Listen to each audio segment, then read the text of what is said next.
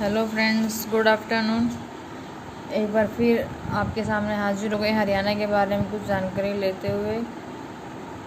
उम्मीद होगी कि आपको पसंद आएंगे और इसमें बहुत इंपॉर्टेंट क्वेश्चंस हैं जो लास्ट एग्ज़ाम से पूछे जा चुके हैं और कुछ नए क्वेश्चन भी हैं। कई क्वेश्चन रिपीट हो जाते हैं तो आप उसके बारे में ये मत कहना कि ये मतलब हर वीडियो में यही क्वेश्चन आते हैं।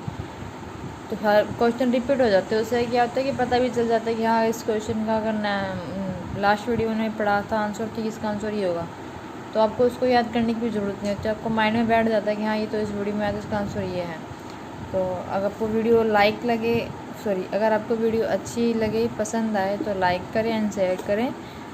चलो तो स्टार्ट करते हैं हम अपना हरियाणा के बारे में कुछ जानकारी लेते हुए। तो हमारा पहला क्वेश्चन कि हरियाणा में किस ज़िले में ट्रैक्टर बनाने का कारखाना है? तो ये फरीदाबाद के अंदर। ठीक है, हरियाणा ज़िले में जो कारखाना बनाने का वो है, क्या बोलते हैं, बनाने का कारखाना है वो है हमारा फरीदाबाद के अंदर। ठीक है, फिर हमारा सेकंड क्वेश्चन आता है कि 2011 की जनगणना के अनुसार हरियाणा में कितने प्रतिशत जनसंख्या नगरों में रहती है? तो ये सिर्फ 34% जनसंख्या ऐसी है जो शहरों में रहती है, बाकी जो जनसंख्या है वो हमारी गाँव में रहती है। हरियाणा का कौन सा ज़िला वैज्ञानिक उपकरण बनाने के लिए प्रसिद्ध है? तो इसका आंसर है अम्बाला। अम्बाला ज़िला जो है वो हरियाणा के अंदर वैज्ञानिक उपकरण बनाने के लिए बहुत प्रसिद्ध है। हरियाणा भाषा में लिखा गया पहला उपन्यास कौन सा है? तो यह झाड़ू फिरी। ये लास्ट वीडियो में भी क्वेश्चन आ चुका है कि कौन सा उपन्यास है, तो झाड़ू फिरी पहला उपन्यास है। फिर फिफ्थ क्वेश्चन आता है कि 1 जुलाई 1961 में कल्पना चावला का जन्म कहाँ पर हुआ था? तो ये हुआ था हमारा करनाल के अंदर। कल्पना चावला का जन्म हुआ था। फिर हमारा सिक्स्थ क्वेश्चन आता है कि हरियाणा में किस प्रसिद्ध मेले में सरोवरों में स्नान तथा पितरों के संतर्क के लिए पिंडदान जैसे बड़े बड़े अनुष्ठान किए होते हैं? तो इसका आंसर है पहवा मेला में। फिर हमारा सेवन्थ क्वेश्चन है कि हरियाणा राज्य में किस स्थान पर सूर्य ग्रहण का मेला लगता है? तो इसका आंसर है कुरुक्षेत्र में। फिर हमारा आठवां क्वेश्चन है कि हरियाणा का वह शहर जो विश्व मानचित्र में धान का कटोरा वह हरियाणा में पेरिस के उपनामों से जाना जाता है? तो हमने लास्ट टाइम भी करवाया था, तो इसका आंसर आएगा करनाल। जो करनाल है उसको धान का कटोरा और हरियाणा का पेरिस भी कहते हैं। फिर हमारा 9th क्वेश्चन है कि हरियाणा के कुरुक्षेत्र जिले में ज्योतिषर सरोवर तीर्थ क्यों प्रसिद्ध है? क्योंकि श्री कृष्ण ने अर्जुन को यहाँ पे गीता का उपदेश दिया था। फिर आता है हमारा 10th गुलाम सासी का रजिया सुल्तान की कब्र कहाँ पर है? तो इसका आंसर है कैथल में, और इनकी मृत्यु कहाँ हुई थी? कैथल में ही। फिर आता है हमारा 11 क्वेश्चन कि हरियाणा राज्य की विधानसभा की कुल कितनी सीटें हैं? तो 90 सीटें हैं। फिर आता है कि जनसंख्या दृष्टि से हरियाणा का देश में कौन सा स्थान आता है? तो 16वां स्थान आता है। नेक्स्ट क्वेश्चन है कि हरियाणा में मोतीलाल नेहरू खेलकूद स्कूल कहाँ पर स्थित है? तो यह राय और सोनीपत में स्थित है। हरियाणा की वह महिला जो 2 बार माउंट एवरेस्ट पर चढ़ने वाली भारत की पहली महिला बनी है, तो वो है हमारी संतोष यादव। फिर नेक्स्ट आता है कि राज्य का वन्य प्राणी बिहार सुल्तान पक्षी बिहार किस ज़िले में है? तो यह है गुड़गांव के अंदर। फिर आता है हरियाणा का राज्य खेल कौन सा है? तो कुश्ती राज्य खेल है।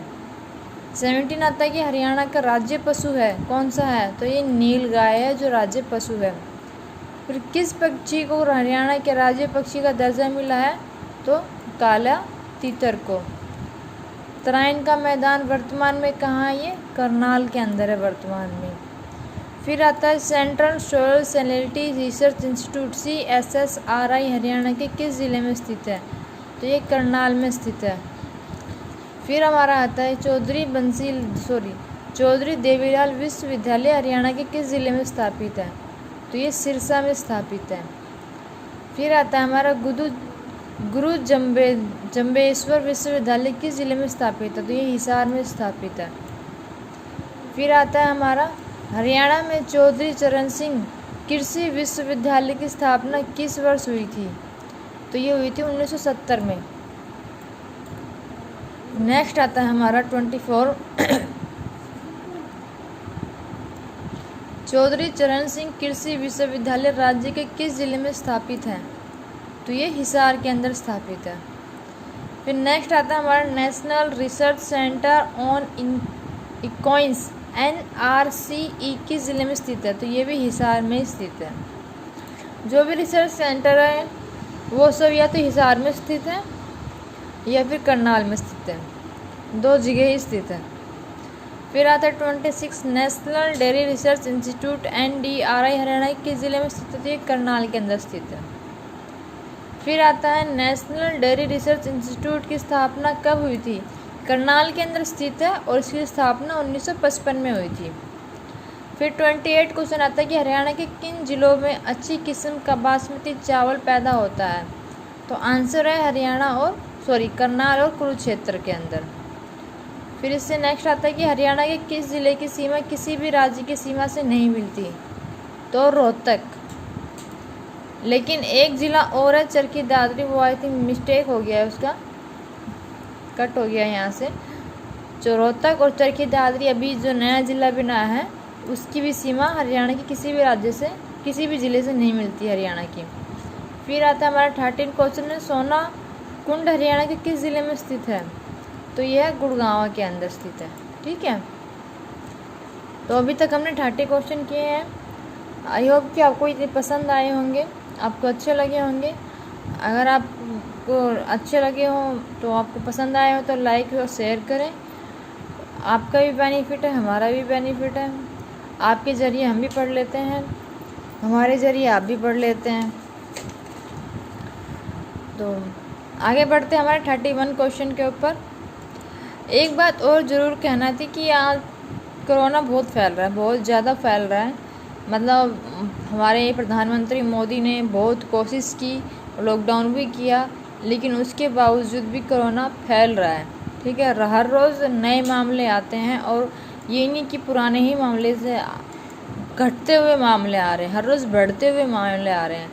तो आप सबसे निवेदन है कि आप घर पे रहें, जितना हो सके उतना घर पे रहें और अपने आप को इस कोरोना जैसी महान बीमारी से बचा के रखें और अपने परिवार को सेफ रखें। अगर ज़रूरी काम, बहुत ही ज़रूरी काम हो तो ही आप घर से बाहर निकलें। घर से बाहर फिर वापस आने के बाद आपको किसी से मिलना नहीं है, सीधा बाथरूम में जाना है, आपको नहाना है, अपने कपड़े धोने हैं, उसके बाद आप किसी से मिलें अपने घर वालों से। अपने हैंड वॉश करें हर 2-3 घंटे में 20 सेकंड तक, और हर खाना खाएं, अच्छे से पकाकर खाना खाएं। मतलब अपने आप को सुरक्षित रखें। ठीक है, तो अपने आप को सेफ़ रखें, घर में रहें और सेफ़ रहें। आशा है कि आप कोरोना महामारी जल्दी ही भारत से दूर हो जाए। तो स्टार्ट करते हैं हमारा 31 क्वेश्चन कि हरियाणा में विश्व प्रसिद्ध हस्तशिल्प मेले का आयोजन कहाँ और किस माह में होता है? तो ये होता है सूरजकुंड, फरीदाबाद, फरवरी में 1 फरवरी से 15 फरवरी तक। राज्य में वार्षिक वर्षा का औसत कितना है? तो यह 45 सेंटीमीटर। 33 राज्य के किस क्षेत्र में शिवालिक की पहाड़ियाँ है? तो ये पूर्व के अंदर। हरियाणवी भाषा की पहली फिल्म कौन सी थी? चंद्रावल हरियाणवी भाषा की पहली फिल्म थी। मारुति कारों का निर्माण हरियाणा में कहाँ पर होता है? तो गुड़गांव के अंदर मारुति कारों का निर्माण होता है। हरियाणा का फतेहाबाद नगर किसने बसाया था? तो ये बसाया था फिरोज शाह तुगलक ने। पंजाब हरियाणा सीमा आयोग के अध्यक्ष कौन थे? तो जस्टिस JC शाह। फिर हमारा 38 आता है कि भगवान श्री कृष्ण ने गीता का उपदेश कहाँ दिया था? तो ये दिया था कुरुक्षेत्र के अंदर। फिर हमारा 39 क्वेश्चन आता है कि हरियाणा का क्षेत्रफल कितना वर्ग किलोमीटर है? तो 44,212 वर्ग किलोमीटर। फिर हमारा 40 आता है कि हरियाणा के सभी गांवों का विद्युतीकरण किस वर्ष पूरा हो गया था? तो ये हो गया था 1970 में। 1970 में जो था वो हरियाणा के सभी गांवों में बिजली पहुंचा दी गई थी। फिर 41 आता है कि राष्ट्रीय डेयरी अनुसंधान संस्थान कहाँ पे? क्वेश्चन पहले भी आ चुका है, तो ये करनाल के अंदर है। हरियाणा में अब तक कितनी बार राष्ट्रपति शासन लागू हो चुका है? तो ये है 3 बार। फिर आता है हमारा हरियाणा में सर्वाधिक समय तक मुख्यमंत्री कौन रहा था? चौधरी भजनलाल। ठीक है। फिर आता है कि हरियाणा का कौन सा नेता 3 राज्यों पंजाब और हरियाणा में मंत्री रहा है? तो तैयब हुसैन है वो 3 बार, वो 3 प्रदेशों पंजाब, राजस्थान, हरियाणा का मंत्री रह चुके हैं। 45 आता है कि हरियाणा में पुरुषों द्वारा पहने जाने वाली पगड़ी क्या कहलाती है? तो एक खंडवा कहलाती है। फिर आता है सोनीपत जिले के खानपुर में स्थित महिला विश्वविद्यालय का क्या नाम है? तो इसका नाम है भगत फूल सिंह विश्वविद्यालय। फिर हमारा लास्ट आता है कि कौन सी नगरी बुनकरों की नगरी कहलाती है? तो जो पानीपत है वो बुनकरों की नगरी कहलाती है। तो उम्मीद है कि आपको पसंद आए होंगे, आपको वीडियो अच्छी लगी होगी। अगर अच्छी लगी हो वीडियो तो लाइक एंड शेयर करें, अपने आप को सेफ रखिए इस कोरोना महामारी से। तो अभी आज के लिए इतना ही, कल फिर से आपके सामने कुछ और नया लेके आएंगे। जब तक के लिए नमस्कार, सेफ।